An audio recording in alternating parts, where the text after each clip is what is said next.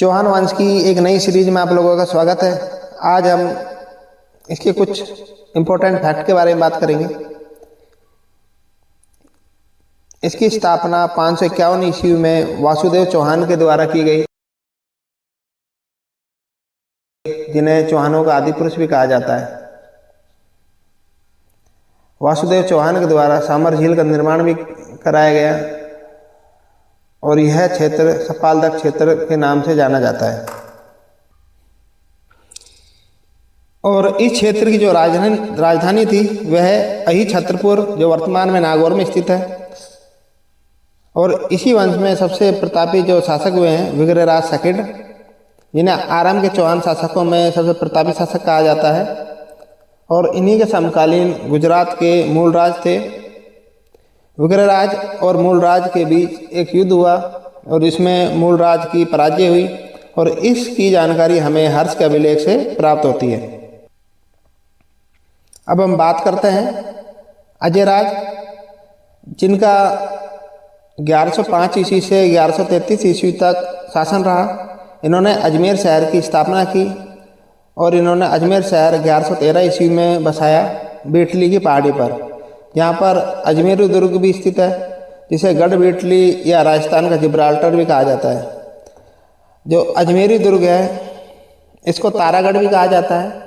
तारागढ़, इसका नाम कैसे पड़ा इसके बारे में जानते हैं। इसी समय मेवाड़ में जो राजा थे, राजा कुंभा के जो पुत्र थे रायमल के एक पुत्र थे पृथ्वीराज सिसोदिया, जो सिसोदिया वंश से ताल्लुक़ रखते हैं, जिसे उड़ना राजकुमार भी कहते हैं। इनकी पत्नी का नाम था तारा, तो इनकी पत्नी तारा के नाम पर ही इन्होंने इस दुर्ग का नाम तारागढ़ रखा। अजयराज ने चांदी के सिक्के चलाए, जिसे अजय प्रिय दर्शन सिक्के प्रचलित हुए, और ये सिक्के इन्होंने अपनी पत्नी सोमल देवी की याद में चलाए थे। अब हम बात करते हैं अनुराज की, जिन्हें आनाजी भी कहा जाता है। इन्होंने अजमेर के अंदर एक झील का निर्माण कराया, जिसे आना सागर झील कहते हैं।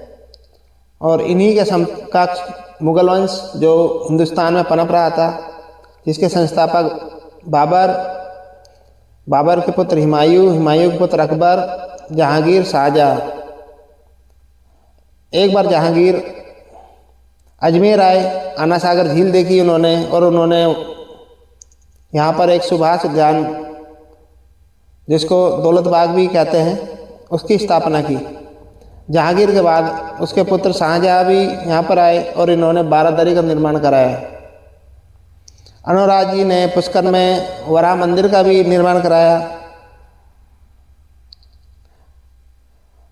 अनुराज के शासनकाल के समय गुजरात के शासक कुमारपाल थे। अनुराज जी और कुमारपाल के बीच आबू के निकट एक युद्ध हुआ, और इस युद्ध में कुमारपाल की जीत हुई और अनुराज की हार हुई। अनुराज के पुत्र का नाम जगदेव है। जगदेव ने अपने पिता की हत्या कर दी और इन्हें राजस्थान का पितृहंता भी। विग्रहराज चतुर्थ, जिसे बेसलदेव भी कहते हैं, और राजस्थान में इनका स्वर्णयुग भी कहा जाता है। इन्होंने अपने साम्राज्य को दिल्ली तक फैलाया। इन्हें कवि बांधव या कटी बांधव भी कहा जाता है। हरि के लिए नाटक की भी इन्होंने स्थापना की। अजमेर में इन्होंने सरस्वती कंठाभरण संस्कृत पाठशाला का निर्माण किया।